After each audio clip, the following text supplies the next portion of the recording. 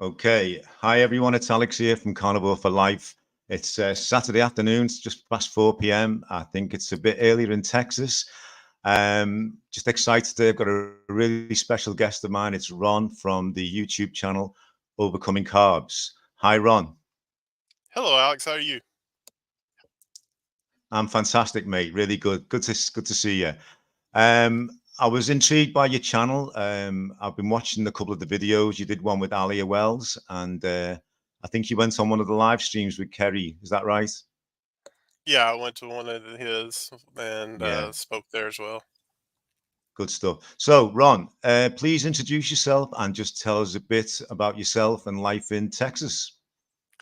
Well, Texas is an interesting place. I'll put it that much. The weather is not conducive to the carnivore lifestyle. If you want to get out and try to walk around when it's 110, 112 degrees, Wow. and it kind of makes it difficult to do any kind of walking. But it's cooling off this morning. It is 62 degrees. It's an amazing morning. When I took my dogs out this morning, I was like, man, I do not want to go back inside. It's cooler outside than it is in my house. So it was a great feeling. But I'll probably take a walk today for the first time. It'll be nice. Um, Texas, it's a wonderful place. It's beautiful. I've lived here all my life. I was born and raised here, and um, many people think, that everybody has a horse in Texas. Well, we don't all have horses in Texas. We don't all hitch them up to the post, and it's not a cowboy lifestyle out here. But I was Wow. raised with an agricultural background. Um, my grandfather, he had uh, a herd of black Angus cattle, um, registered black Angus when I was probably up till I was like 7 years old. He had them, and um, he had all kinds of crops and that he was producing on his property. He had probably almost 300 acres of land, and I have cousins that are in the dairy business. I've got relatives that are raising beef cattle. Matter of fact, I bought my first calf from my uncle, and every other calf that I raised throughout high school, I bought from my grandmother. And um, it was interesting to be raised in an area like this. I'm raising my kids here. I love it. I have a 23-year-old son and a 19-year-old son. Been married now for it'll be 26 years on October the 18th of this year. So coming up in 11 days, it'll be 26 years. Been having some life experiences with her. One of the reasons why I started this way of eating Mm. was because of her. She's been keto for 12 years, and ever since she had her uh, thyroid irradiated, and it was because of her being frustrated with her weight and everything, and the fact that she couldn't lose weight, even being on keto, that started us down this path down carnivore. Um, I was just Googling one day and I said, no thyroid, can't lose weight, um, keto is what I put on Mm. it. And the first thing that comes up is Dr. Kim Berry interviewing Kelly Hogan. And this is just right after KetoCon or whatever it was back in April. And my wife follows a lot of people on Instagram that are keto and low carb and everything. And I said, have you ever heard of Ken Berry or Kelly Hogan? She said, well, everybody's talking about them from the KetoCon. And she said, yeah, I've heard of Mhm. them. And said, well, you want to watch this video with me? Because this lady's been through a lot and she's able to lose weight, and you've already cut out a bunch of stuff. Let's just see what she has to say. So we watched the video together, and she was like, hey, I've already reduced everything, and what's cutting out all the other stuff but meat? Let's give it a shot. Since doing that on April the 24th of this year, She has actually lost 17 pounds for the first time since 2011, or since she Wow. started keto. And when she decided she was going to do it, I said, "Well, I'm going to do it with you. I'm going to join you because we both went to the doctor on April 11th. And when I went to the doctor, I got on the scale and I weighed 440 pounds. I knew I was over Say that 400 again. because I was 440 pounds. I don't know how many stone that is, or Yeah. I couldn't tell you. You probably know the what does I would, how much that. yeah, I would guess, sorry, I would guess it's probably 30 plus because I was 202 pounds and I was about 14 and a half to 15 stones. So yeah, Okay, so okay. yeah. So I don't Sorry to know. interrupt you. No, no, no, you're fine. That's fine. But I didn't know uh, how bad I was until I got to the doctor. And when I saw that Yeah, 440 pounds, I was like, man, I got to do something. This is stupid. Why am I doing this to myself? yeah, And so I said, hey, if you're going to do this carnivore thing, I'm going to do it with you. And I was like, this is great. This mm, is awesome. And that we can do this together, that this is available to us. And so I started it. And my thing was, she started it from a keto standpoint. So her jumping into it was not a big deal. Me jumping into it was putting my body into shock. It was like, I don't know what I'm doing. My body was like, hey, you've been doing, 43 years of eating, kind of keto, kind of not keto, kind of low carb. Everyone's, I go back and forth. I was one of those, I got to 440 pounds for a reason. It wasn't because I was doing keto. So when I decided to do the carnivore, it was like, you're trying to kill me. My body was going, yeah, I'm not going to do this. And so I, uh, I had experience with an oxalate dump. I didn't know what it was, but when I went to look at the information later, um, I was like, uh, I was having chills one day, no fever or anything like that. I didn't feel bad. I was just constantly shaking and on a Saturday. And so I went back and I looked up the symptoms of an oxalate dump, and then one of the symptoms was chills. And I was like, well, I guess my body was just flipping mm, out and decided it was going to dump. But it mimicked a lot of what I used to get with gout. And I thought I was having a gout attack or something at the right. time. But I wasn't having a gout attack because I didn't have any inflammation or any burning sensation in my joints or anything like that. So I'm like, this isn't the same thing.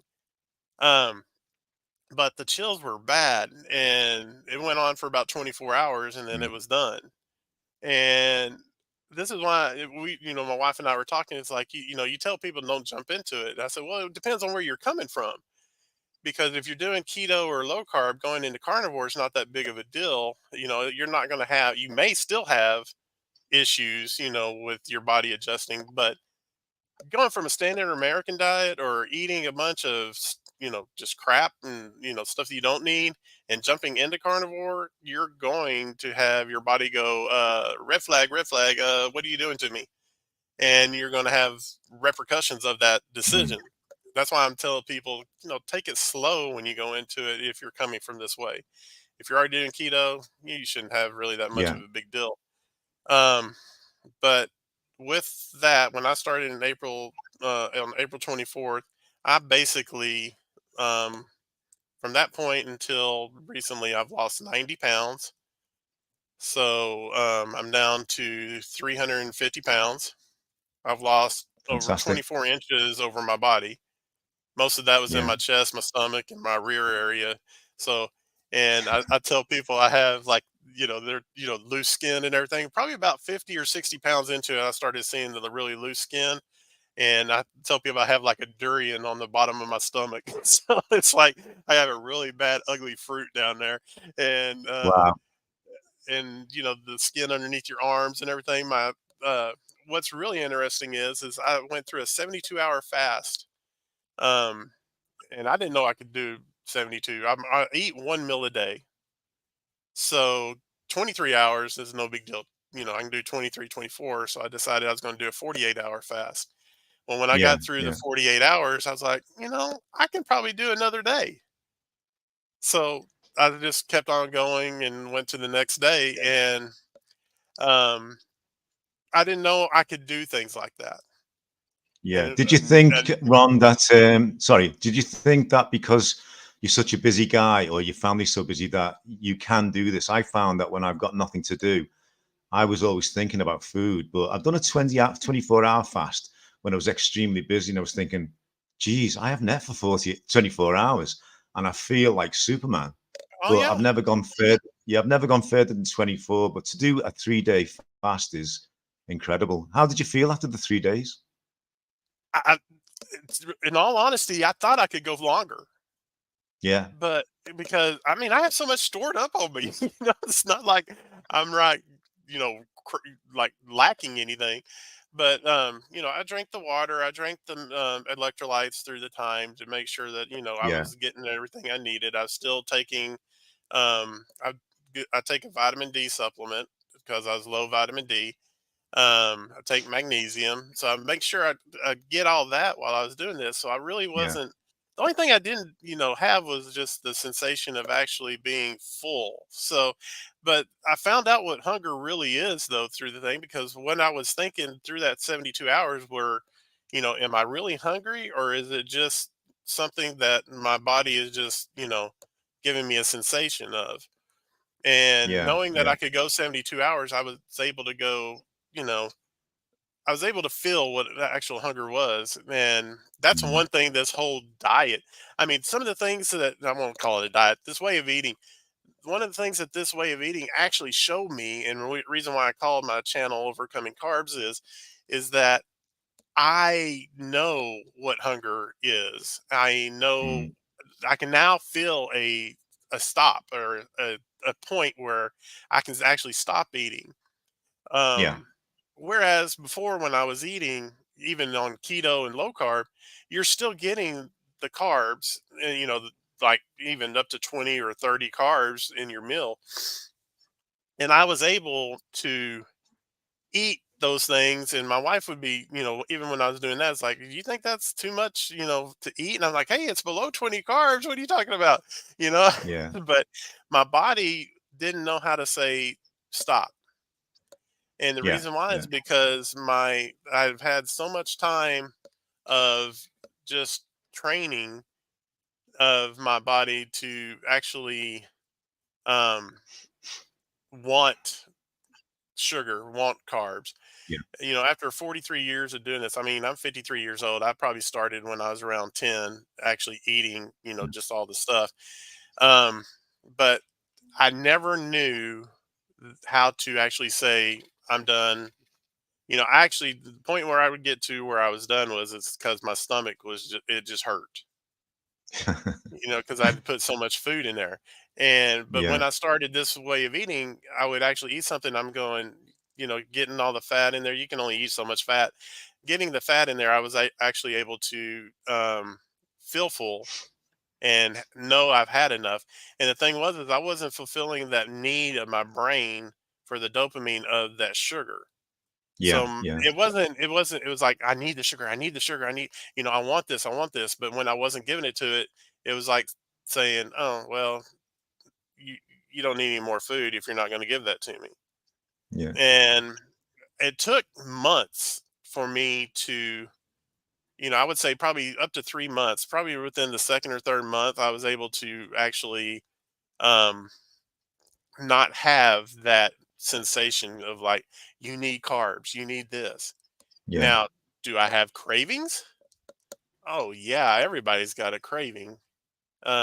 I mean, you have all these years of eating this way. You think it's not going to raise its head up and say, you know, mm, you want this, or this sounds good. I mean, you've done it, but every decision we have has a repercussion to it. yeah, Food is the only thing we as people will actually give leniency to, mm, because we might be able to say, I really need to get somewhere really fast, so I'm going to drive really fast to get there. And, hey, you may get pulled over, you may get the police may get you and you get a ticket. where we were like, well, I can't really afford a ticket right now, or we'll be like, you know, just in life in general, we will, let's say you want to upgrade your wedding ring. Well, if you Yeah. don't have the money to upgrade your wedding ring, you're not going to do it. You're like, oh, I can't mortgage my house to, upgrade my ring, or, or I need to buy a new car. Well, you may not actually buy the brand new car, but you might buy a used car. Yeah. But with food, we're just like, oh, what the heck? I'm just going to go ahead and eat it.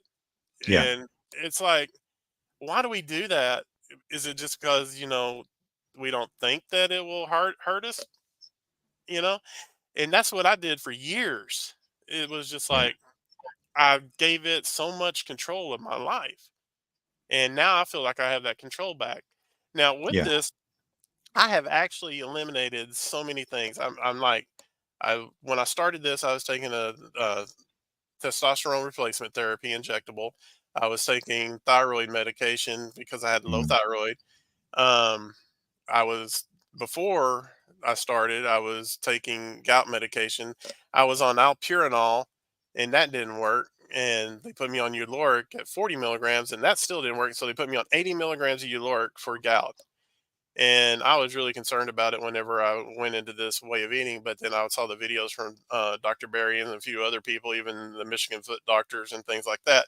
Mm. Yeah. And it's the fructose that does it, and not the meat you eat. And so I was like, okay, I haven't had a gout flare up since I started this way of eating. I haven't taken that medicine since I started this way of eating.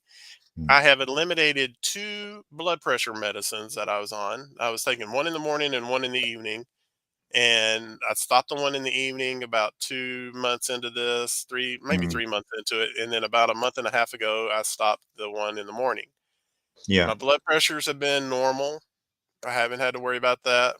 I mean, I'm 350 pounds and my blood pressure's regulated. It's not like, you know, it's the weight that all does it. No, it's what all you're putting. You don't have the inflammation. You're eating what you need.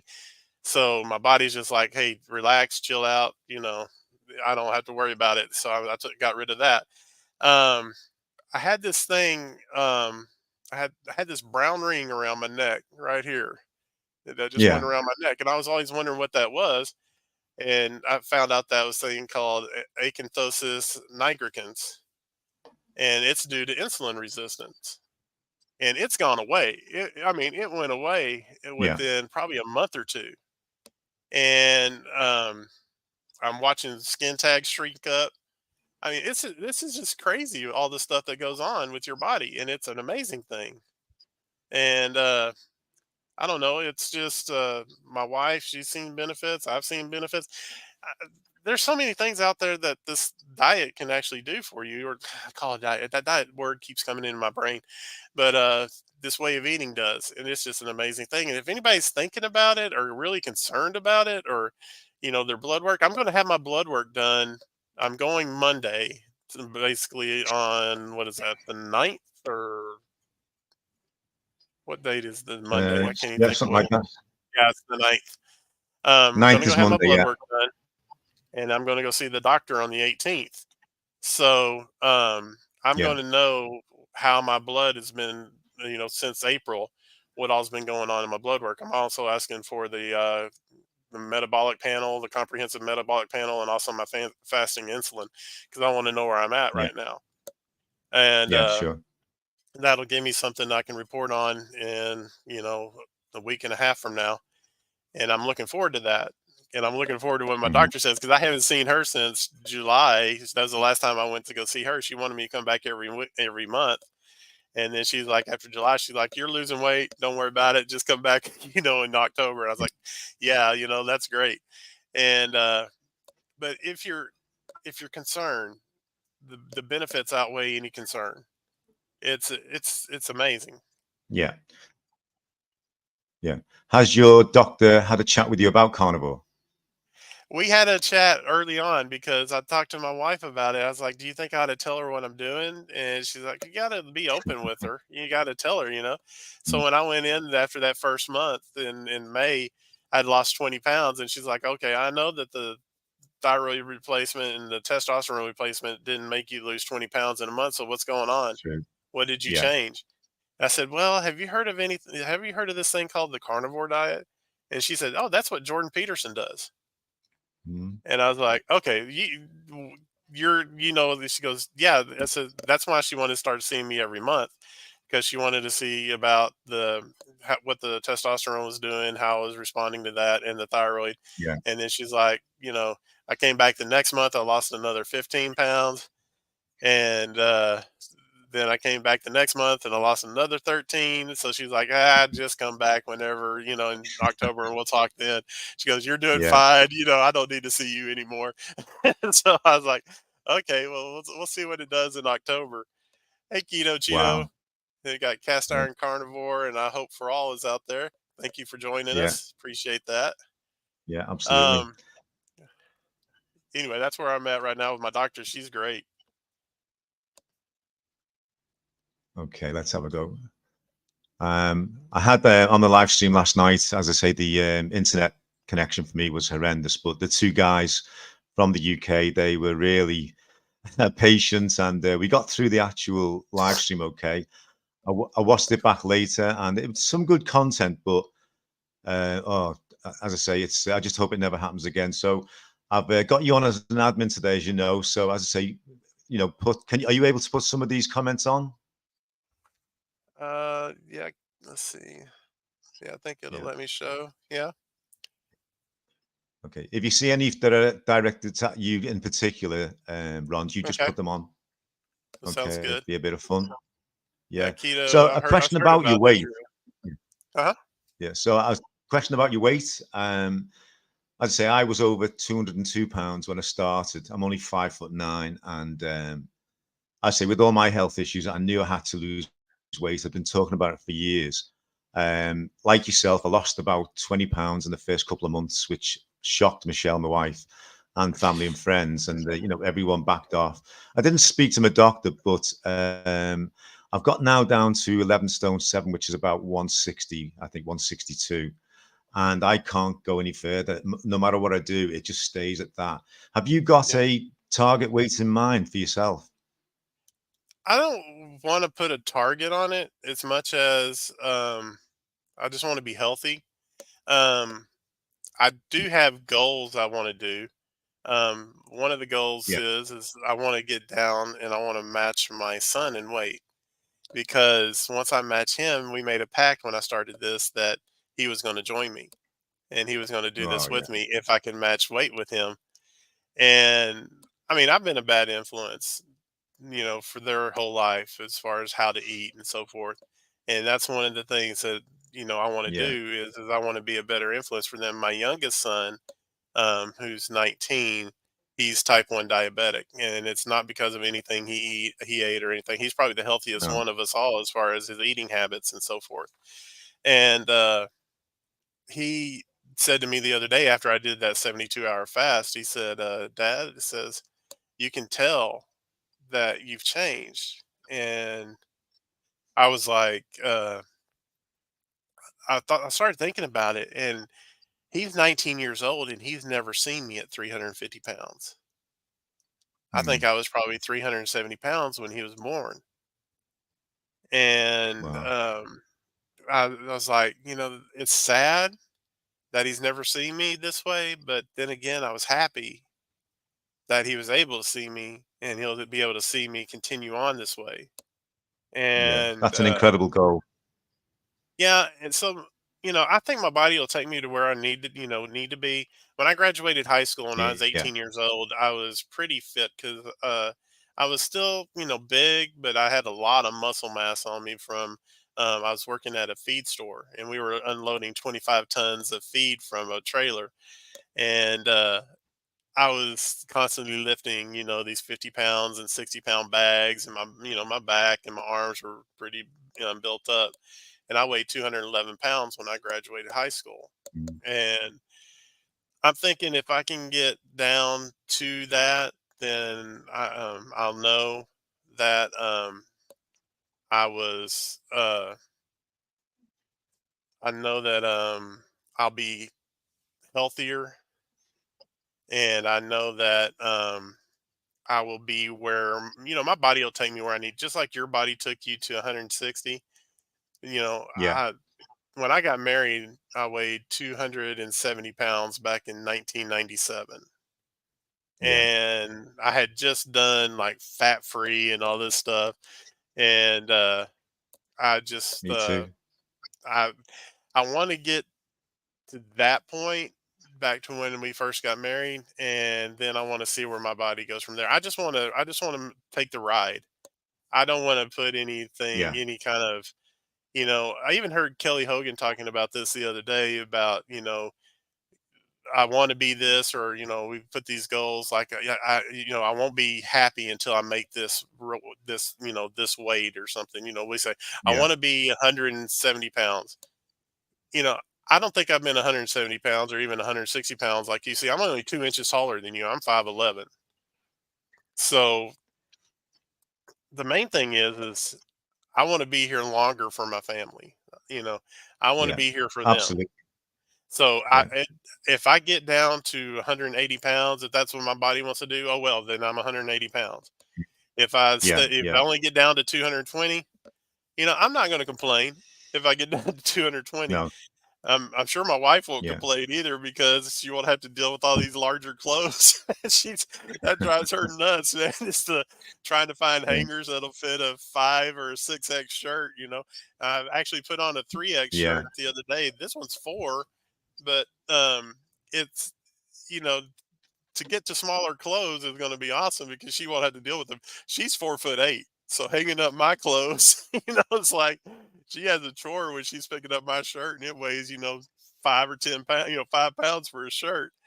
So it's Yeah. like, Oh my God. you know I don't think we can put, like, determining factors on this way of eating. I think we should just eat this way and then see what our Yeah. body does.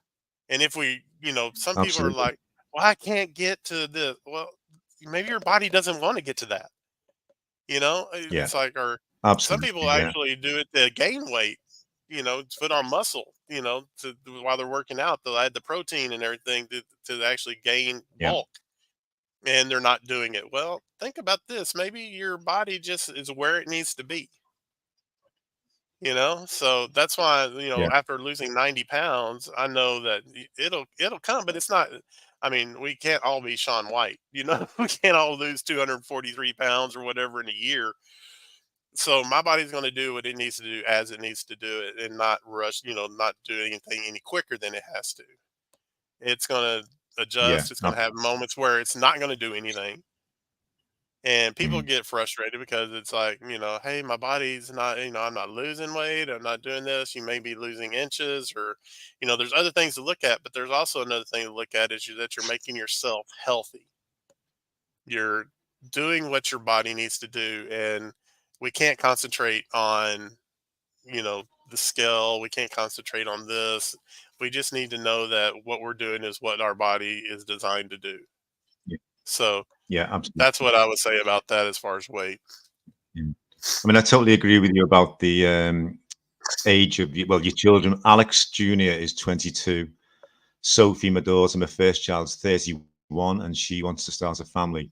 And it's only just now that I'm 65. I'm thinking, am I getting too old? But all of a sudden I'm starting to think I could be a granddad soon, and I want to be Oh my yeah. fittest I can be, you know, I don't know, maybe be around for when I'm a great granddad. I'd love to do something like that. My dad died when I was 9. He had his second Wow. heart attack at the age of 34. And my mum died at the age of 44 when I was Wow. 24. So it's these little things as you do get old, as you say, you're in your 50s, you start to think to yourself, wow, I've got my own kids now, and do I want to have the same happen to me as what Right. happened to my mum and dad? And obviously the answer is no. And probably like yourself, since I've been on Carnivore, it just gives me that a fantastic new direction and a longer road to go down, and makes me more committed as well. I'm sure you feel the same way. Yeah. Yeah. It's Yeah. the, my grandfather died when he was 77, and my other grandfather died before I was born, like 2 months and a week before I was born. in a car accident. Right. Right. Um, I also let's see who else. I think we're clicking on the same one. Yeah. Sorry, uh, mate. Sorry. no, that's all right. Hi, Ron. Sorry. Um, Hi. Hi, Sean. I just said it can't all be Sean White, and here he shows up. I mean, what is it like a, I know. just one of those things where it's kind of funny, kind of ironic, And I'm glad he's here. Hey, Sean. Um, I will tell you this. I want to I want to be there for them, and I want to, you're off to a great start. I mean, with the past history of your parents and everything. I commend you. Mm, I commend you for what you're doing because you want to be there thank you. for your kids. You want to be there for your wife. You want to be there for any potential grandkids you might have. I mean, Absolutely. that's a thing too. Me being at 440 pounds was not going to make me live any longer. Me being at 350 pounds, I'm guaranteeing that I'll be here a little longer. Me being even less than that, I'll guarantee I'll be here even longer than that. Um, Yeah. but the main thing is not necessarily the outside, but what's on the inside. Um, I know that my health, I'm better off in my health. I feel better. I used to have little flutters in my chest for like, people say maybe Mm, AFib or something like that. My dad has AFib. My sister's had an AFib episode. yeah. Um, but that all went away. And I haven't had that little fluttering in my chest. Um, there's also, I would say, I, there's been so many other changes inside of me that make me have an inner feeling that I will be here longer and I'm doing the right Yeah. thing. I had Great. a conversation, I had an interview with Dave Mack, um, and he's going to put it out tomorrow. But I felt like, I don't know your background or anything like that, but I really feel like God led me to this diet. I feel like I mean, anything could have come up when I did that Google search for my wife. And the thing Yeah. that came up was Dr. Barry and Kelly Hogan. And um, I think I was led down this path for a reason. And Yeah. it wasn't anything that, God didn't just say, hey, you need to eat meat and you'll be better. It's more like, hey, Yeah. look at these people, look what it's done for them. If you won't listen to what I'm telling you about what's going on in you, listen to these Yeah. testimonies, listen to what's going on with these people. And then I started Yeah. doing research or not research, but I started reviewing passages in the Bible and so forth. And I was like, well, um, my dad's side of the family has a long history in the Seventh Day Adventist Church, and I never realized how much um, the Seventh Day Adventists were part of the whole vegan vegetarian Mm, culture until I started doing my reviews. And so I yeah. started looking at scripture and everything. And I was like, hey, um, is there anything negative about doing this way of eating? And I couldn't find it. And No. um, so I felt like God really led me here. And I think there's a reason why I'm benefiting from this is because of his guidance. And I look at Job and what he went through, and then I'm like, you know, I feel like for 43 years I was tested and I failed, and Yeah. Yeah. for 43 years I was just destroying my own body, and now I'm Mm. on a path of restoration, and it's an That's a enlightening good word. thing. Yeah. So Yeah. Enlightening. I just feel euphoric. I yeah, spoke to Kerry from Homestead How. It's like an epiphany. I was miserable from probably my mid 50s to my early 60s. I think maybe it was conditioning, indoctrination, the way a lot of us have. I was thinking everything that was happening to me, it's my age. I'll have to accept it. There's nothing I can do. I can't do my sports anymore. I went through quite a mentally low period when we went into the UK lockdowns, and suddenly realized that I wasn't in control of my life as much as I thought I was. And I was able to be as supportive of my family, thinking to myself, anything can go wrong. Because, the way, well, the world's been over the last 5 years, I just felt really low. And, like yourself, I do believe in things. I believe in frequencies, vibrations, karma. I'm a good person. I try and be a good person. And I think sometimes if you give out there, it does come back to you. I try and surround myself with like-minded people, positivity. And I remember just sitting there one day in front of YouTube thinking, am I always going to be this big? Am I always going to be this miserable? And, hey presto, Fat Fiction, the movie came onto the YouTube. I sat there and watched it twice. And then all of a sudden, I don't know, it's the algorithms from YouTube. Dr. Sean Baker came along, and I looked at this guy who was like, super fit, and he's walking around with a baseball cap on, and he's got, he's absolutely ripped. And I'm going, this is not a doctor. It can't be a doctor. And then again, that next one was Ken Berry, then Dr. Kiltz, and then Dr. Anthony Chafee, who is way too good looking. But probably like yourself, I was totally intrigued. I'd never heard of keto. I'd never heard of carnivore. I thought keto was like a Japanese paper folding skill or something. So being a YouTube, aficionado, I just dug so deep into it. And that was probably the beginning of a massive change in my family because, we stopped eating together. I was losing a ridiculous amount of weight. All my health issues were fading away and getting great support from everybody. But um, it changed my life forever. And I've said this on some of my videos. I thank those guys, especially the doctors and the likes of Kerry. My life has been changed forever and I'll never, ever go back. I mean, is that how you feel yourself, Ron, that, you're on this road for as long as you can do it? Oh, it's for life because there's no way I could ever go back. Um, because of the fact that I don't have an off switch and carbs really are a bad thing in my life, there's no way that Yeah. I can go down that path again because my Mm. family's too important to me. And if I did that, I would just be letting them down. Um, that's my main focus right now is to be a better example for them. Yeah. I want to lead by example, not, Yeah. send them down the wrong path by example. Yeah. Yeah. We're both thinking exactly the same. Do you want to read that message from Sean? Sure. So, eating the proper human diet creates a condition for optimal functioning of our bodies. Once it happens, it will melt into every other areas of our lives, and one by one, we can correct what needs to be corrected. And this is so true, so true. And thank you for It puts it those in a words of nutshell, doesn't it? wisdom, there, Sean. Absolutely. Yeah. Thanks for that, Sean. Yeah, much appreciated.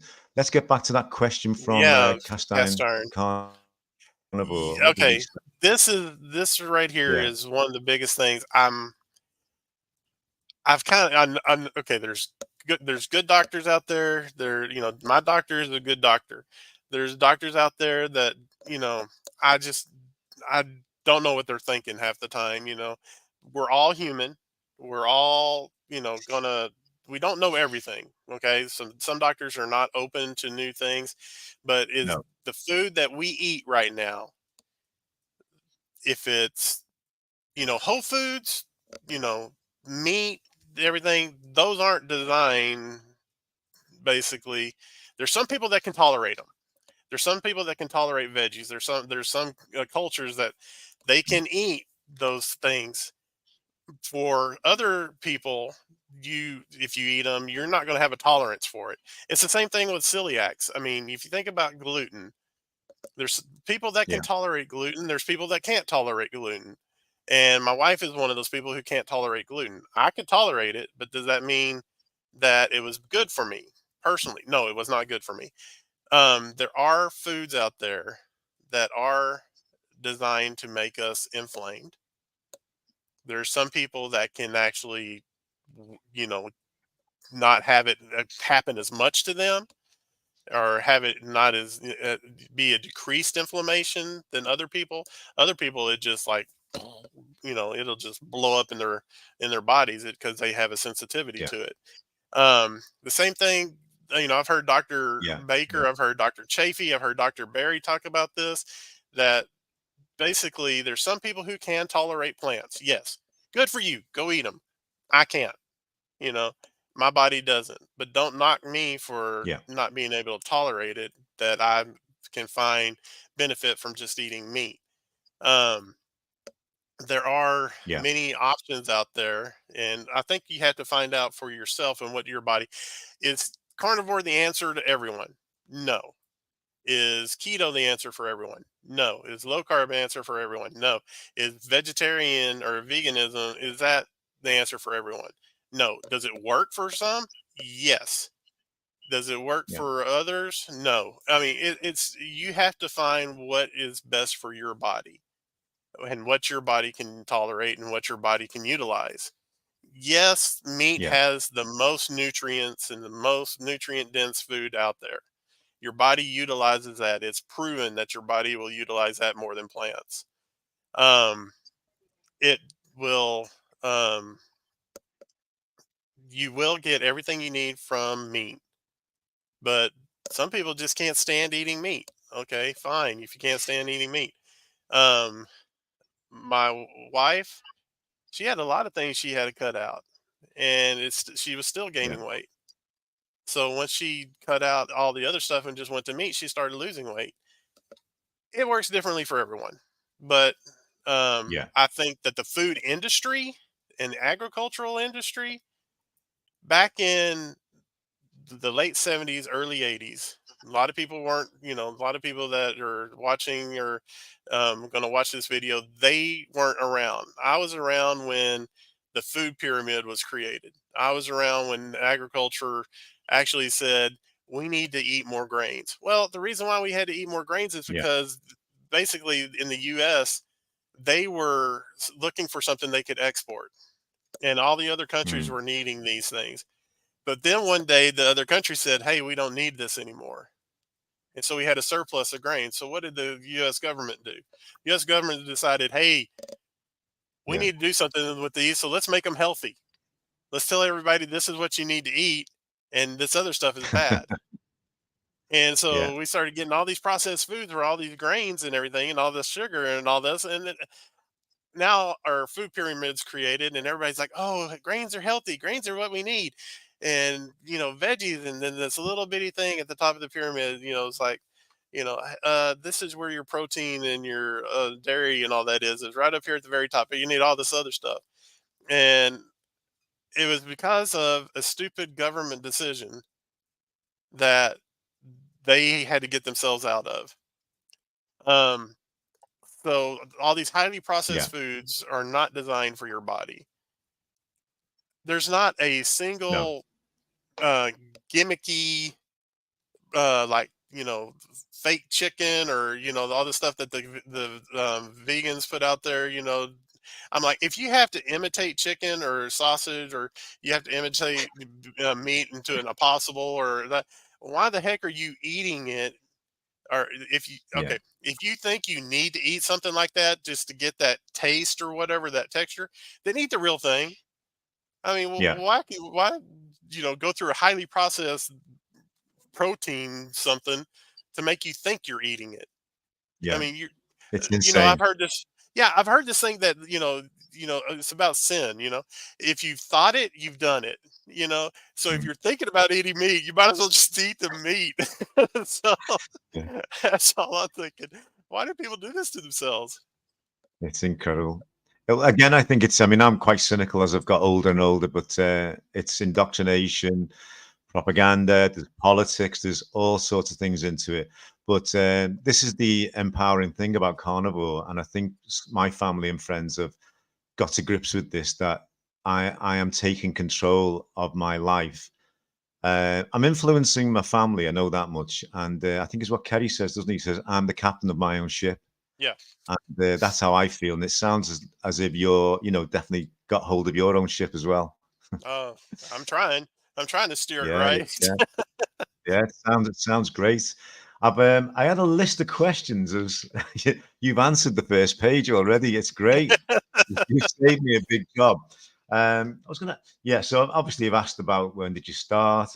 What was your typical diet before? Just tell us a bit more about your farming background. Well, I was in FFA in high school, which is Future Farmers of America, but they don't call it that anymore. It's Yeah. just FFA. Um, I spent 4 years in that. I had worked at a feed store for a year, my last year in high school. Um, I've learned a lot of the different things through that. Raising cattle and basically showing them and everything is, you get a whole different perspective on it. My first calf was a heifer, and she had a calf, and so that was total new experience for me, is seeing the birth of a calf that you've raised basically. The next one was a steer that I raised. He weighed 1,175 pounds. Wait, he weighed 1,125 pounds whenever I showed him.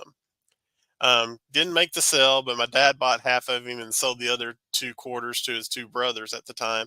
But we had half of him at this calf. He dressed at 752 pounds, so we got 375 pounds of meat, or 300, yeah, 375 pounds of meat that we put in our freezer. And Incredible. the first time, though, the first this is what's funny. The first time my mom made a steak, she made a chicken fried steak out of the cube, the round steak, and beat it and tenderized it and made. I don't know if y'all have had chicken fried steak in the UK, but it's just it's kind of like a schnitzel. It's just a breaded Yeah. meat that I they know. fry. But first time I had it, I was like, I could cut it with a fork, and and I took a bite of it. I said, "Oh, forget that cow. This is great." So actually raising something and eating it is totally different. I have a cousin that that basically wouldn't let his daughter name the cattle because he knew one day they would be eating it, and Yeah. Wow. he he named named one of his calves T-Bone because he knew it was going to be a T-bone on his plate. Um, but you know, being having a background, you see different aspects of the industry. Um, Yeah. I saw many struggles with farming, but I also saw the benefits of it. Um, I look at the whole regenerative farming thing now, and Mhm. how people are utilizing that. And that's something, if I were to be able to do that right now, I would love to be able to raise my own cattle. Um, Yeah. I would love to be able to provide meat for people that is, the way God intended, just eating the grass, eating off the ground, Yeah. off the land, and then producing that for people. Yeah. I've had dreams of having my own place, and one day I would Mm. hope to be able to do that. I mean, I'm 53, but I'm the way I'm eating right now, I may live even longer. I may get to my hundreds. I don't know, but I would love to do that someday. And Yeah. um, I don't know how. Do you have any kind of background in agriculture at all with your family, Oh, or? not at all. I'm a city guy. I was born in Liverpool in the UK, and went down to the big smoke London in the 80s to improve my career. I was in property valuation, 33 years in local government. Took early retirement when I was 50. Um, I got a good deal, but I was miserable because I didn't know what to do with my life, and started putting weight on, started drinking too much alcohol. Mhm. Um, I would say because I've never done drugs. I've never smoked a cigarette ever because I knew my mum and dad both died from That's me. smoking, and so they were taboo anyway. But and I packed in all my sports. I was typically about 150 pounds up to about maybe my late 30s. But I then had a prosthetic knee when I was 50 from osteoarthritis. And again, Wow. I always look back and think, if I'd been doing carnivore, would I have developed all these issues, all this inflammation? And would I have been persuaded to have, this prosthetic knee? I don't regret it because it kept me out of a wheelchair. But then Right. gradually, I got through my 50s. I had my abs reconstructed. I had IBS. I had, what else did I have? I had an enlarged prostate, and all those things were building up as I got through my 50s to my 60s. Hmm. And I'd started swim teaching when I was 50 because my eldest Sophie was a top swimmer, and so that was like a fitness program for me, keep myself fit. But then I realized working with kids was something I'd probably always wanted to do. It just keep you young, they keep you grounded. And so since I've been doing carnivore, and I've been thinking to myself, right, you see, I was 63 when I started. 64, I started getting smaller size shirts. I went from 2XL to a medium. And I walk on poolside today, and the boss, well, actually, the boss came up to me on Monday and she went, Alex, you look amazing. And where I work, your bosses don't give you compliments, you know what I mean? But going from an extremely sort of stressful job as a valuer to a job where I'm doing sports all the time has been the most refreshing thing that's ever happened to me. But also, the carnivore diet has just taken it to another level, you know. So yeah, Right. so the answer to your question is I haven't got any farming experience, but I would love, as I said to Kerry, I would love to go more out into the country. I've made a connection with a UK carnivore called Lauren. She's got a channel called Farmer's Wife Carnivore Life, which I think is a good handle. And Yeah.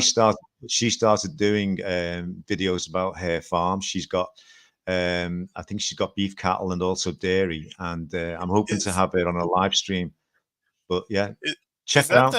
is that the lady that's around in her 30s with the kids and I think so. Yeah, I think she stopped doing shorts and other videos and concentrating on the obviously from a sort of not a rancher farm background, uh and I think she's making really good content at the moment. So I'm hoping to invite her onto a live stream on the 28th of great. October for the UK. So check that one out as well.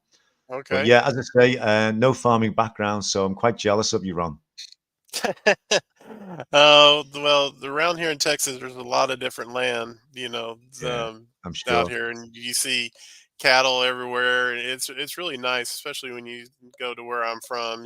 Between here, where I live now, and where I'm from, there's a lot of different things to see as far as cattle. Yeah, But I like what Sean was saying earlier about you can't control healthy people. Um, I One of the things I think about is, you're talking about the lockdown and everything earlier, is the events of 3 years yeah, ago, I think opened a lot of eyes and basically showed a lot of people how we are being controlled, I guess is a way. Um, when he said that about, powers that be want to get and keep control. Um, I think a lot of people realized just how influential those that can be, and how yeah, easily people are absolutely. manipulated. And I think, going back to what we were talking about, about being inflamed and unhealthy, there are many doctors out there who want us healthy. There's many doctors out there who really want us to be not come back to them. They don't want to see us over and over again. But there are doctors out there that you know they make a living by us coming back, and they want to control what's going on in our lives, and they want to just prescribe something so you keep coming back. Whereas the answer is not always medicine. I mean, my wife has to take a thyroid replacement because she doesn't have a thyroid. Yeah, she's going to have to go back and be monitored and Wow. so forth. So it's I understand that, but to prescribe somebody something that's going to create other side effects, that then you're going to have to prescribe something for that side effect, is just not the answer that we are looking for. And a lot of times we can find the answer in what we're eating. No. And I have eliminated basically 4 different medications in the last almost 6 months. Mm. So Wow. to gain that control and for my doctor to be working with me and basically taking that away from me, is, I commend her for doing that because she wants me healthy. She doesn't want to Yeah. see me. She wants me to be there for my wife because she knows she's going to see my wife, until this is done, Yeah. Yeah. so, and her biggest thing every time we go see her is that she said that it's more important for me to be healthy and to support her than it is for me to be unhealthy. and just taking medications and trying to survive. Yeah. So, yes, there are doctors out there that Right. do want us healthy. Yes, there are doctors out there who could care less and just want the money. We are all that way. I mean, there are Yeah. people, just like you and me, that want to put the message out there and let people know what this has done for us. And then there's people out there Yes. who don't want to hear what we have to say, and they want to shut us up because it affects their bottom line. So Yeah. that's one of the things. Yeah. Well, I agree. I mean, it's when I was told years ago, when you put your head above the parapet wall or step out of the trenches, you're going to get shot at, whether you like it or Oh not. yeah. I'm a sensitive guy, and when I first started doing this, I said to Michelle, my wife, I need to tell people because I've got a transformation of my life. My mental, physical capacities. It was almost like a dream for me. But every time I spoke to somebody, if somebody gave me a compliment, I would I would dump it on them. It'd be like a tsunami, a massive wave of carnivore, and everybody just rejected what I was saying. But YouTube has got to be the best platform for us to, get the message out to people, without doubt. Oh yeah. I mean, Yeah, you hear about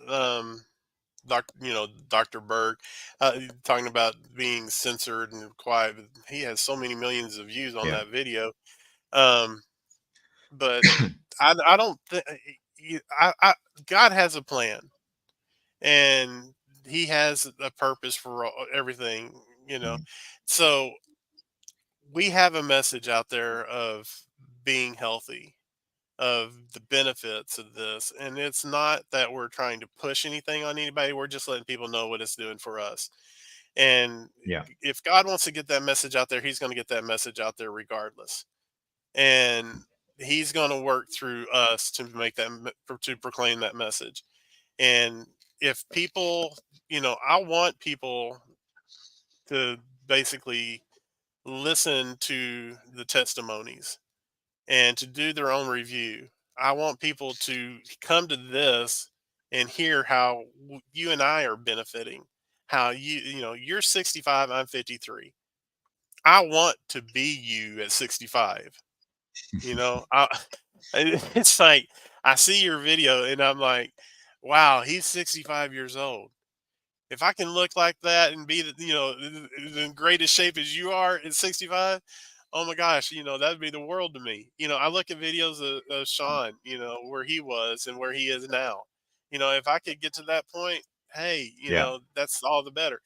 It's not that we're trying to say this is the only way, this is the only thing you can, we're not pushing that veganism is bad or vegetarianism is bad.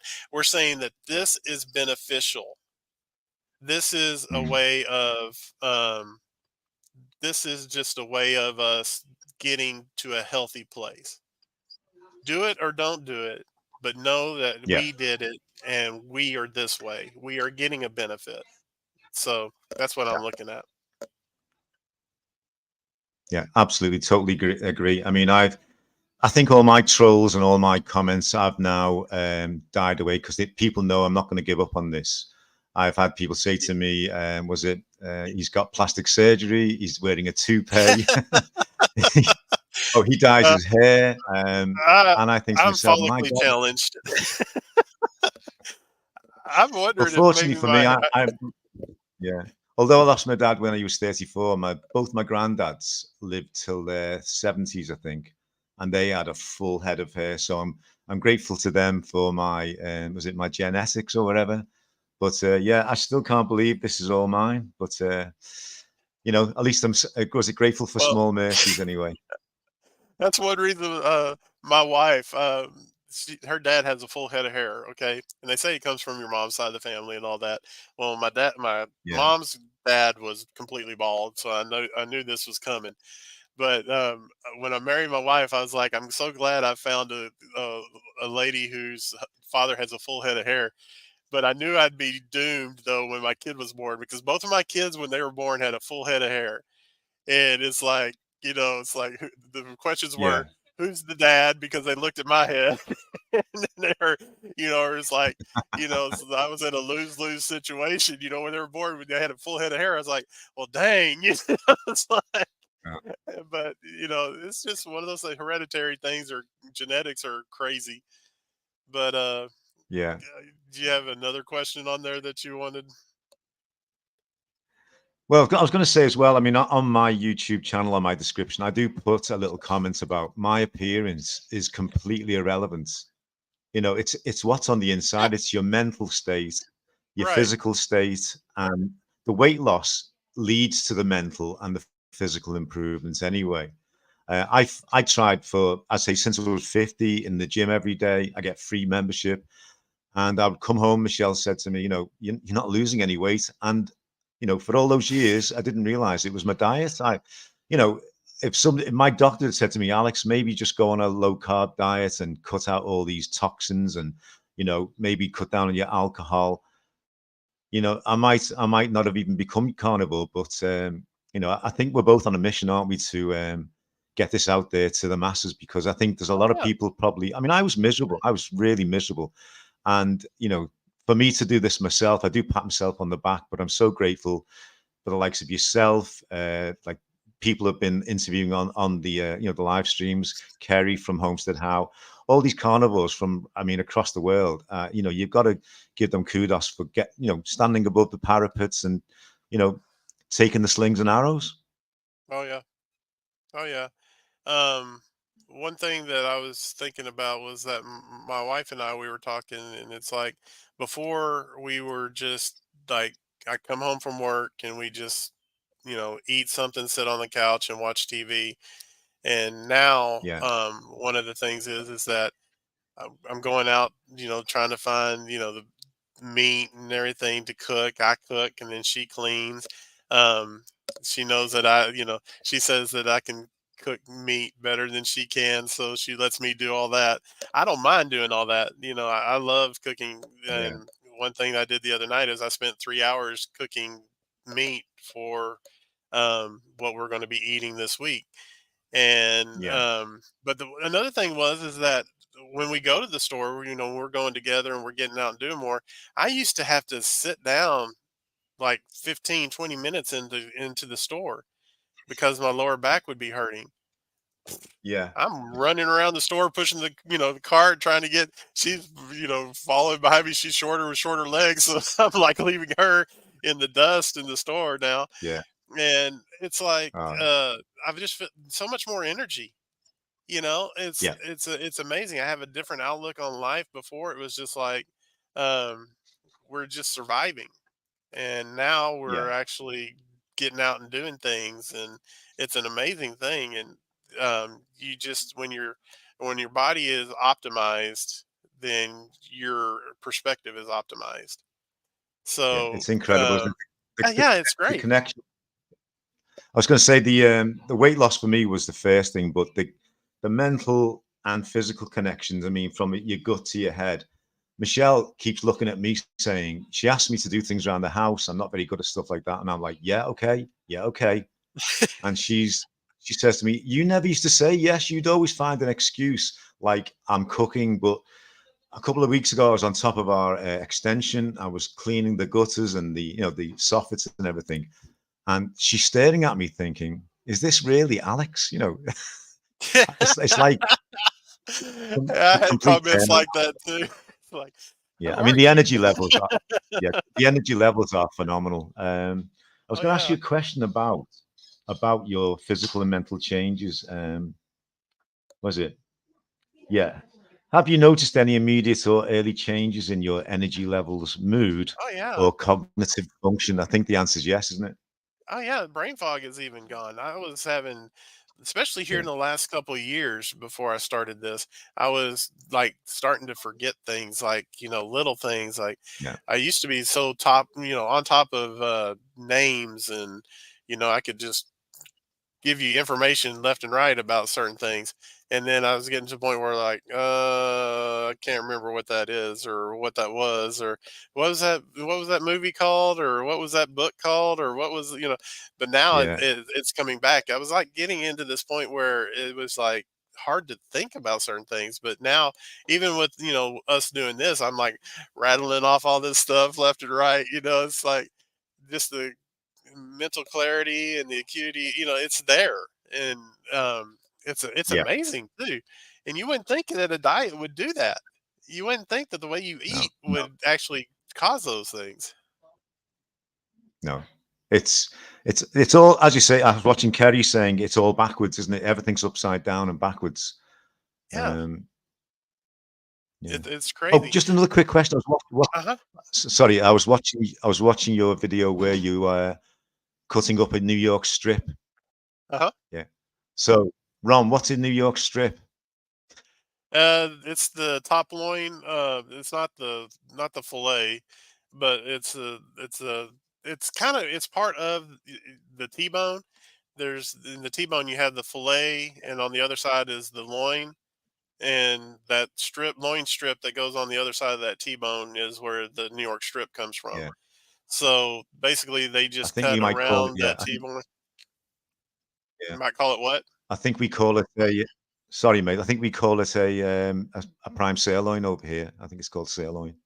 There's another area that Yeah. is the sirloin, but this is it's a Yeah. totally different cut. The it's called a strip loin is what it comes down to. Yeah. But yeah, I was watching yours about the ribeyes, and we were talking one time, or we mentioned in an email about the price and everything, or in a message, and I asked you about the price of how much that was per pound on something that you were cutting up, and Yeah. you told me how much it was, and then I looked at your video on you cutting up the ribeye, and so I was comparing the prices, and you know what? It's really weird because you had the prime ribeye, and Mm. did you have prime, choice, and select in the UK, or is Yeah. it Yeah. just Yeah.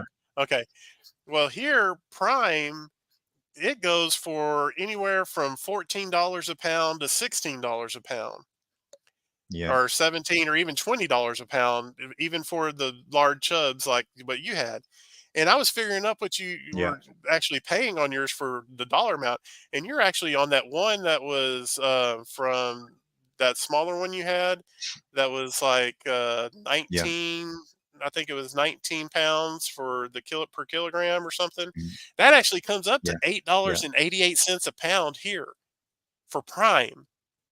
We can't get prime for $8.88 here. Mhm. And I was like, "Oh my gosh, Yeah. y'all have so much better prices than we do." No. No. Because even your other one that you had that you got from that butcher was $12.88 Yeah. I mean, as what we have here. yeah. It's amazing. Yeah. I mean, the thing is, when I go in to see them, yeah, I did tell them I was doing carnivore diet about 12 months ago, and the guys, it's like a trade shop. It's a butcher shop, but it's a trade shop. And they were Uh-huh. like, "Well, what is it?" And I explained what it was. So I got some funny comments. Started going in a couple of months later, and Susie, one of the girls, was like, "Alex, that diet is working for you, isn't it? You look incredible." And I said, "Well, listen, guys, I don't go to supermarkets anymore, but I want to just come to your shop. I love the friendly service. I love the fact that we can have a chat about it. Can I have some discounts?" And that's where it all started. So the butcher would come out, shake my hand, say, what do you want today, Alex? And sometimes he'd let me go into the back of the store and pick whatever joint I want. So I am fortunate that I am able to get some really good deals. I suppose, like if I went to Costco, it would probably be the same, but I wouldn't be able to negotiate the price. But Right. yeah, I think I'm quite fortunate. But I say, if you Yeah, don't you're ask, getting you some don't great get. deals. Yeah, if you don't ask, you don't get. Yeah, There's a place around here that I yeah, want to go look at probably after this stream is over. It's called Texas Slab, and I didn't even know they're here. I just started looking up butchers in my area. And so uh, I'm going to go over there. I'm thinking about going over there, take my wife over there just to go into it and just see what they have, because everything we get is from the store, yeah, and the grocery store is, just the select meat. So I try to get them on sale anytime I can. And that usually ranges anywhere from $4.97 all the way up to about $8 a pound. But yeah, I can't really, with four people in this house, I can't do 16, $17 a pound for meat. And that's one of the things I try to do is I try to find, you know, dollar friendly. I'd rather eat a $7 a pound steak than eat some processed stuff. So I would, and I'm only eating one meal a day. My Yeah, yeah, wife, she absolutely. eats like up to 3 meals a day. So for me, eating a pound and a half of meat, is only about, $13 a day for me.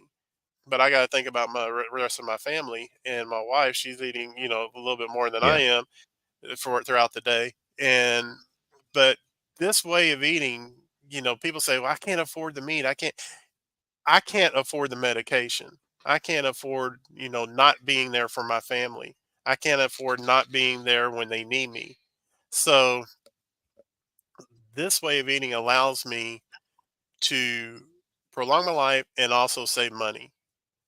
And I'm hmm able to basically say, um, I can afford $13 a day. What I can't afford is going out to eat and spending $70 for one meal when I can buy almost a full 15-pound or 10-pound piece of meat and cut it up and eat on it for days. So that's hmm the thing. This way of eating is so much better. I want to see what they charge per pound at this place. This butcher, because if I can start going there, I'm going to go there. But anyway, yeah, you got a great deal going. You need to keep that going. yeah, Is this comment down here from Leander? Um, he says yeah. they're manipulated by Packers. Now, um, is that does that happen there? Or they do a lot of manipulation of price there? Well, Stanson's in Widnes, where I'm from. I think it's a Cheshire butcher, so it's northwest. It's a small company, but I don't. I think what they do is they'd rather people come in and buy a joint or a roast, as you guys say, because Uh they huh. know obviously the price is all in the packing. But Right. I don't think there's any manipulation in where I go in particular. There may be some in the industry, but as far as I'm concerned, it doesn't really affect me. As soon as I go in there, they go, "What are you buying today, Al?" And I go, "Well, I had a sale. I said I had a sale on last week. I'm going to go for a ribeye today." So we say, Uh huh. "Well, I've got a Black Angus one for you, or there's one called Clonard, which is from Ireland again, and there's one I do like called the Posh Butcher. That's quite good." So they normally supply expensive restaurants. So when I get my deal, I'm getting the same, I'm getting a much better deal than if I went into a very expensive restaurant. I mean, I was paying £25, which is probably about $30 for a decent steak when I went out. But Right. the way it's gone, I mean, I can afford it, but when I'm at Yeah. home and I'm making my own steaks or two steaks, you know, which would probably be about $50 or $60 if I went Oh out, yeah. I'm sitting, I'm sitting there like a king, Oh yeah. with a big smile on And the face. Yeah, then you can season it the way you want. You know exactly what's on it. You don't yeah, have to worry about if they've, you know, marinated it in something beforehand, or if it's soaked up in kind of sugar. If they put sugar on it, a lot of these different things. These rubs and everything they put on meat. You don't know what they have in it. You are in control. You know exactly absolutely. what you're eating. You know exactly what was put on it. You know exactly what it was cooked on. You know exactly who handled it. You don't have to worry about, if the person that was cooking your food was sick that day because you did it. You know, I would rather be in control of what I ate than have to worry about what somebody was doing at a Absolutely. restaurant. And I wouldn't want, Yeah, I love I can pay control. them 50 Yeah, bucks to cook it and serve it to me and everything, or I can pay 50 bucks and eat for days. You know, it's like, I think I'll eat for days, it's like, plus my yeah. wife's cleaning it up. So, so Just, Ron, just a quick change of subject. Would you mind touching on this irradiation thing? Do you mind talking about that? You uh, mentioned about yeah. hypothyroidism. And you were mentioning too about, as far as if you would have started this way, you could have probably not had the inflammation in your knee. If I would have known in 2011 what, Mhm. you know, basically this diet would do, or this way of eating plus magnesium and iodine and everything for my Yeah. wife, we probably could have saved her thyroid. But Wow. back in 2011, she had a resting heart rate of 140 beats a minute. And when she went and had the scan done to see how much how much of the thyroid was in her body, they give you a dye-filled iodine, and that you take this iodine pill, and it Wow. just takes the dye and goes throughout, and it attaches to all the thyroid hormone. She was 97% saturated with thyroid hormone, and that's the reason why her heart rate was so high. But she had just overactive thyroid, and we tried medication, and she had a reaction to it. So the doctor basically said at that time, well, the only other thing we can do is surgery or radiation. And so with radiation, they give you this big capsule that you swallow, Mm. and you swallow this capsule, and basically it attaches to the thyroid hormone and the iodine, and it attacks your thyroid, and it kills your thyroid. And she couldn't be around our kids for 2 weeks. I couldn't even be in the same room with her because it would seep out. She had to carry a card for a year that if she ever went into an airport or anything, that she would have to let them know in case it came up on, the radiation came up. And she couldn't like hug her pet or anything like that because it would do things to them for like 2 weeks. And I mean, it was miserable. And I know that if we would have been able to maybe give her a magnesium supplement, maybe even an iodine supplement, that we would have been able to save her thyroid. Right. I have no doubt about that. But now she doesn't have one, so she's not producing any thyroid hormones. She's going to be doing this for the rest of her life. And it's not anything I would wish on anybody. No. Even my worst enemy, I wouldn't want them to go through this because the thyroid controls so much in your body. Yeah. And I would say for somebody who is having an issue with hyperthyroidism, look into your diet, look into magnesium. I didn't realize how much your hormones and everything were controlled by magnesium. I didn't realize how much your hormones were controlled by cholesterol. Mm. I didn't realize that was almost a building block for every hormone in our body. Yeah. And I'm like, don't do the drastic. That's even people, I understand. My doctor recommended that I get, some kind of gastric bypass. I'm not changing the plumbing in my system. God designed me a certain way, and I'm not going to go in there and try to reroute it and try to make it so that, I can lose weight. I had to deal with the mental part of it because my mental part is that I didn't know how to stop. And I didn't know how to stop because sugar was controlling it. I had an Mm. addiction to sugar and carbs. Once I dealt with that, then I'm able to lose the weight.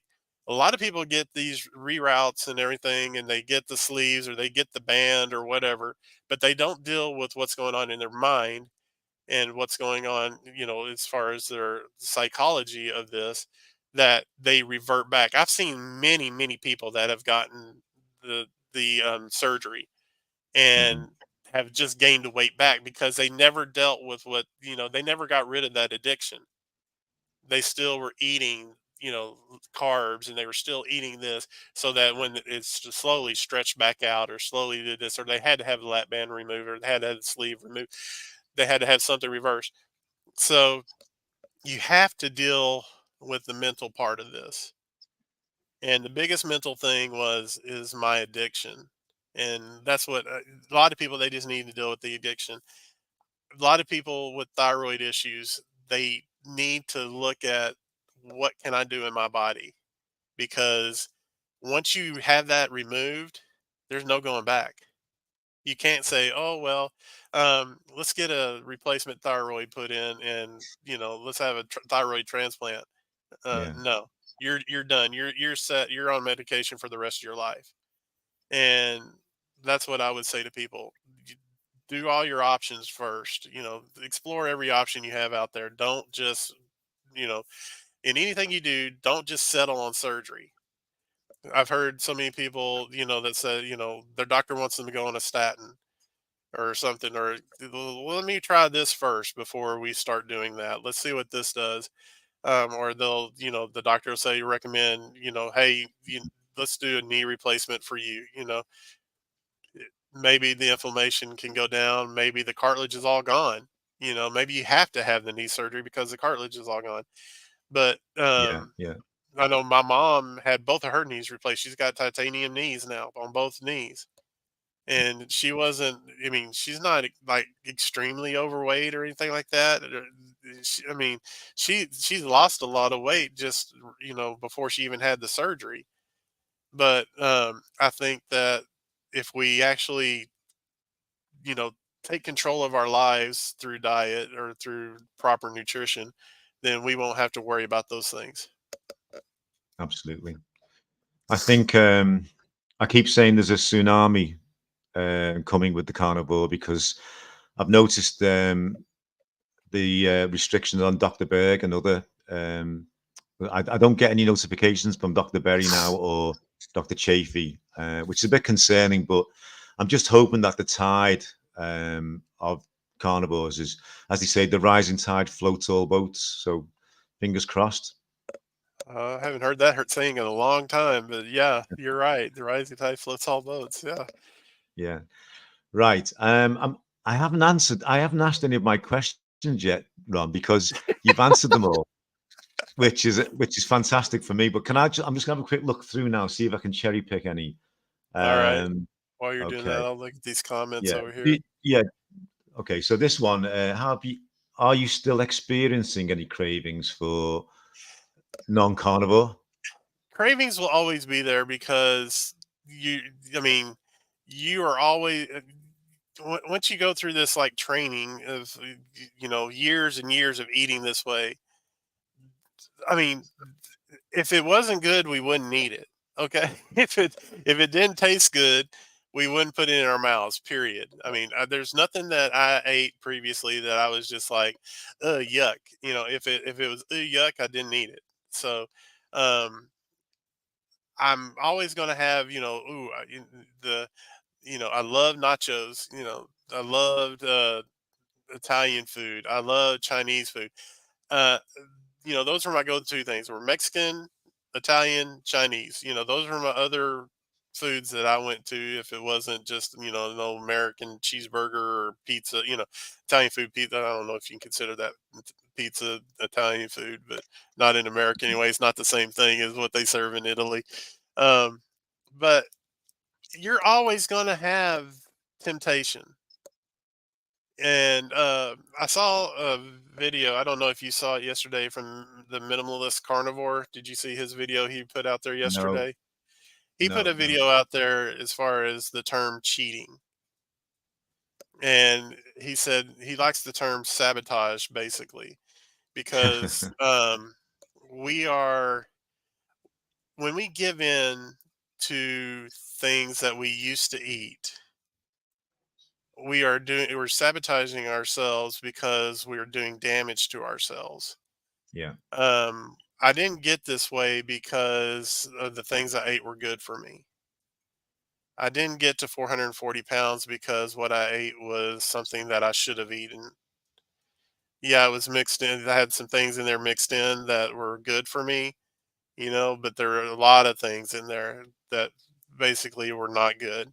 And a lot of those things were tasted really good, or Mm. I wouldn't have kept eating them. So, yeah, I'm gonna have moments where, and I've had moments where basically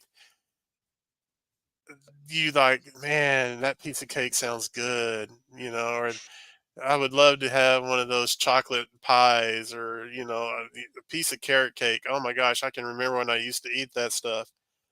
Um, but the thing is I have control now over how I respond because now I can say, you know what?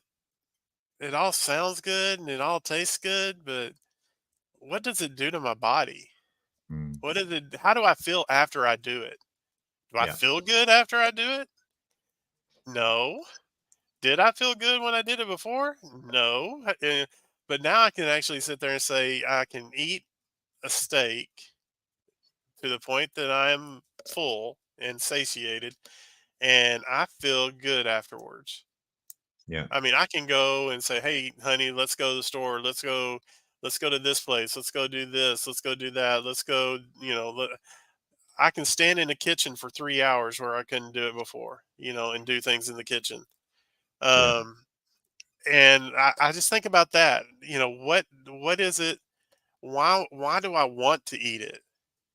Why do I have this craving? Why do I have this temptation? Mm. And then I think, of the results. And for me, Yeah. losing 90 pounds from just eating meat is more of a something to get excited about than me going and eat a candy bar or something like that and think, Mhm. why did I do this? So yes, we're going to have cravings. Yes, I'm going to have cravings probably for the rest of my life, but I have Yeah. control over those cravings, and I'm not going to sabotage my way of eating because once I know if I do one thing that it is hard for me to stop. It's just something my body would just not know how to just say, nah, I don't need this anymore. Yeah. I think we're both captains of our own ships, aren't we? Yes.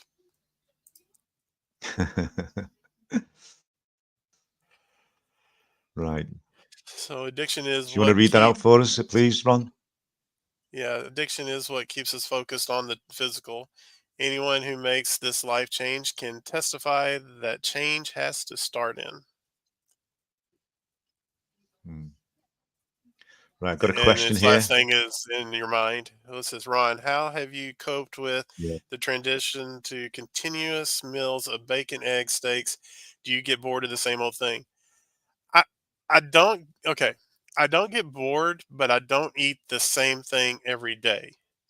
Um, I'll cook up like right now in my refrigerator. I have a pork roast. I have a few steaks in there, and I have some other roasts like some chuck roast and some shoulder roast.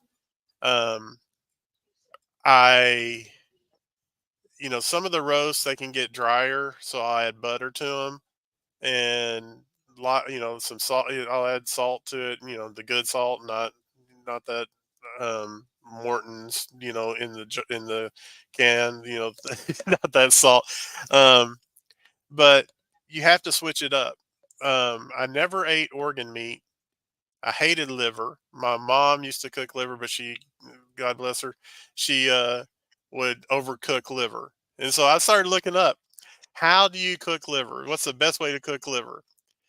And I started saving bacon grease, and so they said, well, cook it in bacon grease and just do it till it changes color, and then flip it over, just cook it a little bit longer, and then eat it. So it's almost like I wouldn't say raw, but it's like a very rare to not even medium. It's like a rare to medium rare that you cook it. And I've never had, and I thought, okay, I'm going to try this one because I've always hated the smell of liver. I hated the taste of liver, but did it like 3 months into carnivore. And when I did it for the first time and I cooked it like that in the bacon grease and with salt, the first time I ate it, I was like, this isn't half bad, So I would eat liver, like you can. The thing is finding liver around here is hard. I had to actually buy it in the frozen foods and let it set and thaw out, and then it's like 1 pound of liver was $3.48, and so I cooked a few. I cooked all that. And my son ate it with me. My youngest son, he's never had it, and I cooked some eggs with it. So I fried up some eggs, some sunny side up eggs. I love them runny. So you get those Mm. two together, and I mean, it was great. Um, Change up the steaks you eat. Um, like you do, Alex. Last time you ate a sirloin, this time you felt like a ribeye. Don't eat the same thing over and over again. I mean, ribeye every time is great, because it's got the fat content and all that. But grab yourself a sirloin and put some butter on it. Grab yourself a roast and cook up a roast.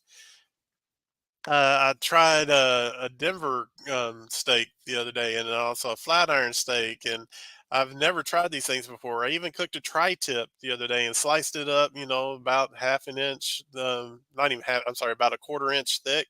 Did some slices of that. Had little medallions of tri-tip that I ate, and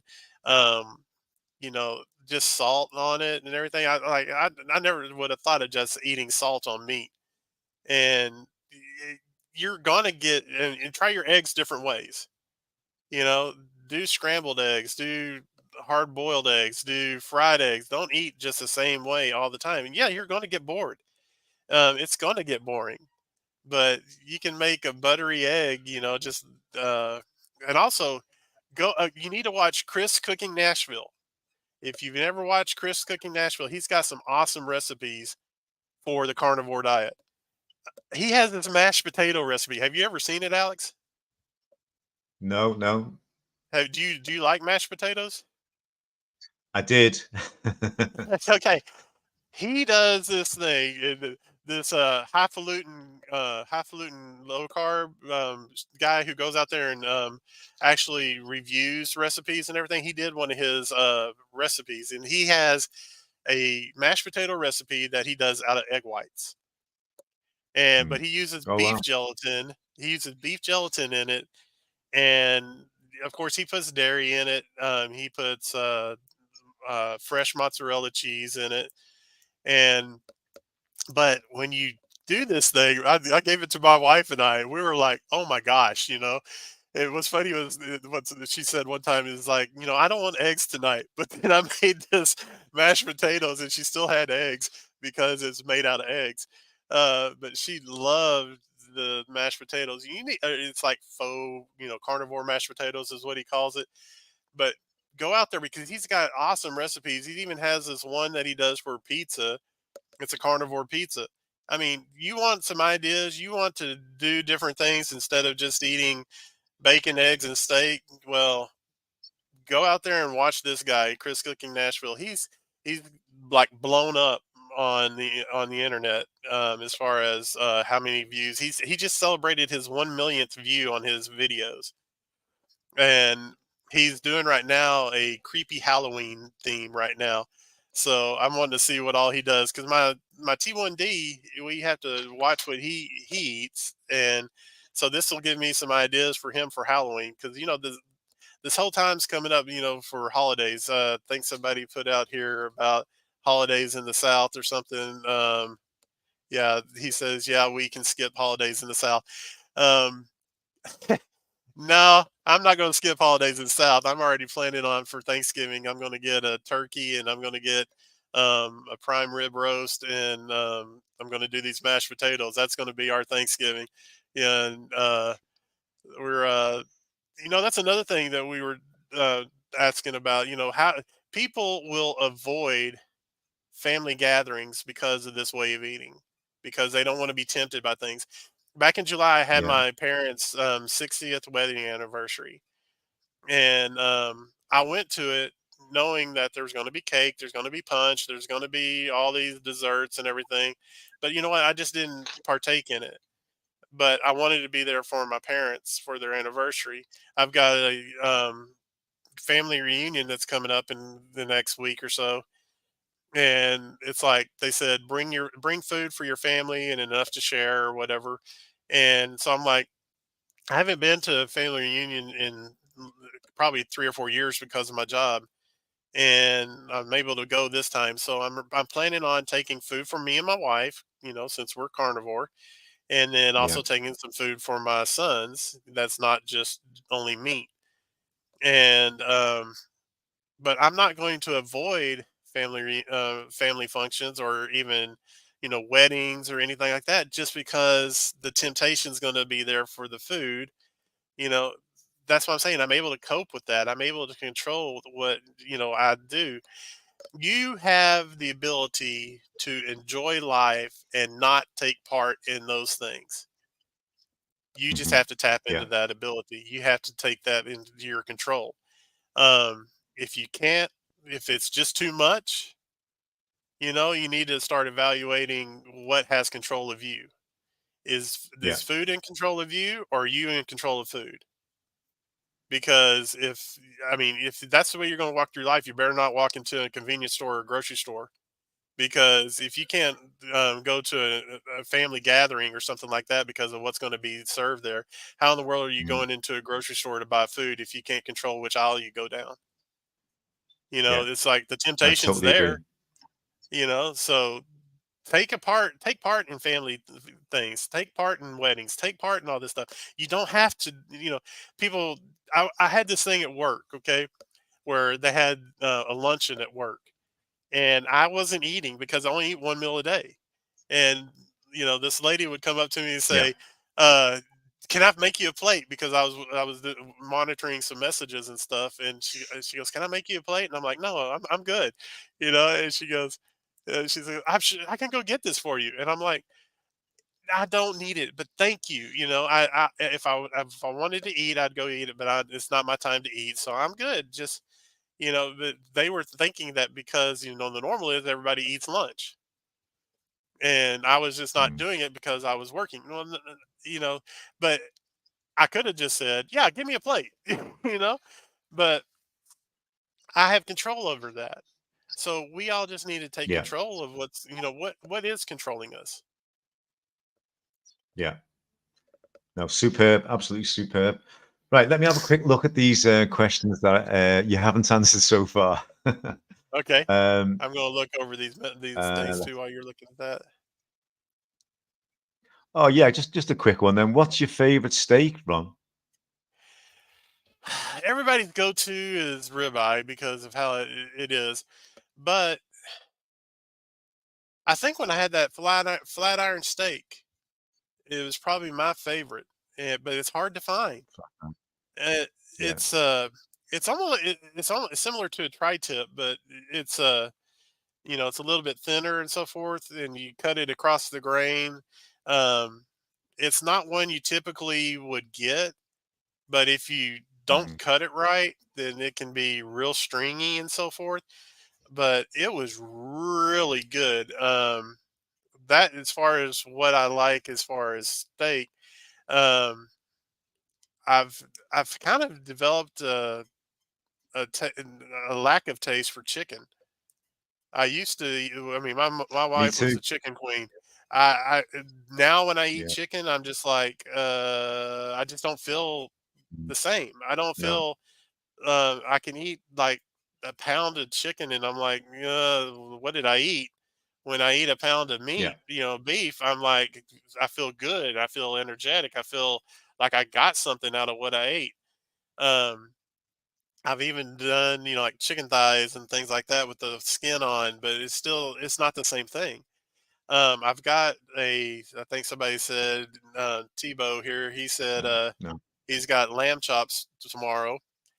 And, I was like, I went and I actually purchased a leg of lamb, a boneless leg of lamb, at Costco that I'm going to cook up. My wife is not real thrilled about lamb. I've cooked lamb before, but my son's really excited about it because he wants to eat it with me. So I'm going to cook up a leg of lamb. I'm going to figure out, the Yeah. best way to do it. Um, People talk about, sous vide steaks and then searing them and things like that as a way of doing it. Um, I, to me, I'm not really concerned about the type of meat as long. I used to be really concerned about what I ate because I was like, "Ooh, I'd like to have this," or "Ooh, I'd like to." But then I found out through this way of eating that food is not. Food is not. It's just a fuel, and especially when you Mm. eat one meal a day. I just eat because I just need to. I'm not eating because I'm really hungry. I'm eating because I know I need something to help. I can't Yeah. just fast all day, every day because that's just not good as far as your body will start utilizing the muscle in your body when you start doing a really long extended fast. So I know I need the protein and I know I need the fat. And so I just eat to eat, not eat to, I don't live to eat, I eat to live. So concentrating on all those things is not a big deal for me.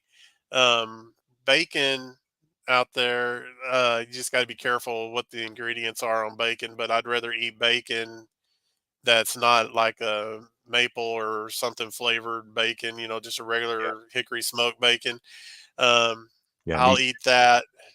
What's that? I said, me too. Okay. I'll eat, eat bacon before I'll eat ham or sausage or anything like that because it's more of a whole food. I've looked at the Yeah. ingredients on sausage, and I'll do ground pork now and make my own sausage versus um, buying a packaged ground sausage, or breakfast sausage or anything like that, or even a hot link or any kind of Okay. a banger Got a or question whatever. from Sean there. What would you two be doing right now if you hadn't found carnivore? I'd probably be sitting on my couch watching TV and wondering what I was going to be eating next. That's probably what I'd be Yeah. doing. you know? What about you? Yeah, probably the same answer. I would be miserable. I'd still be doing my swim teaching. Looking for answers, maybe, which I know I've found now, but I would start. I don't know. It's a good question, really good question. I certainly wouldn't be as happy. I think I'm a much happier person Yeah. internally. I think I'm so good at tolerating other things now. I used to react and be quite negative to people who I felt were stupid. But You couldn't tolerate stupidity. yeah, I was quite. We have a character over here in the UK called Victor Meldrew, and that was my Facebook profile. The Victor Meldrew was a very grumpy, old, very old English type of guy who was criticized everything and everybody, and his favorite saying was, "I don't believe it." And that's how I constantly was going through my life. I was cynical about everything, and I think it was because I was overweight. I had my psoriasis, my acid reflux, all the documented health issues I've had. That's a great question from Sean. I just think I would be miserable. Um, I think Michelle would be probably unhappy with the direction I was taking. And I think since I have, gone 360 degrees and gone, you know, I'm what sort of 160 pounds from 202, 2XL to a medium UK size. I've had to throw all my old clothes out. We're going to Berlin in a couple of weeks, and I'm going to be wearing the same size clothes as my son Alex, and he's 6'1". He's 22. Wow. He's in great shape, and I think to myself, probably like yourself, I feel blessed that I've come across this way of eating. Yeah. Yeah. So I'm probably getting fatter. I'm gonna just go through. Sorry, Ron. I just said I'd probably be getting fatter if I didn't find Right, carnivore. I'd right. probably be 460 pounds right Yeah, now. yeah, yeah. Wow, wow. Yeah. Right, Ron. I think I'm gonna have to call it time. I mean, my schedules. We're supposed to be going babysitting tonight for my Oh, sister-in-law. So well, yeah, we're that'll going to be be staying fun. overnight. But what? Pardon? I said that will be Say, fun. say again. Yeah, That will well, be they've got a really big house yeah, in Liverpool. There's a place called Chilwell. They've got a nice big posh house, so we're going to stay there for the night. What I want to say, Ron, is it's been a pleasure to talk to you. Um, oh, the Lots of pleasure has been insights. mine. Yeah, I would love to speak to you again about this. So it'd be great if we could keep in touch. Oh yeah. Oh yeah. Just Yeah. we're Thanks connected to all the on viewers who. Facebook. Yeah. Sorry. I was just saying we're connected on Facebook, and Yeah. Cool. Cool. Yeah. anybody who wants to go out there, we're there. Yeah. Yeah. Thanks to all the subscribers and all the viewers from my side. And obviously, I'd like to say thanks to all Ron's supporters and viewers. Please subscribe to Ron's channel. It's got some great stuff on it. Journey like me. And I'll be certainly watching your progress, Ron. Well, I appreciate it. Can you hear me, Ron? Yeah. Yeah, you're Yeah. welcome. Okay, guys. So we'll finish it there. And wherever you are, everybody, have a great day. Thanks, Ron. Thank you. See ya. Thanks everybody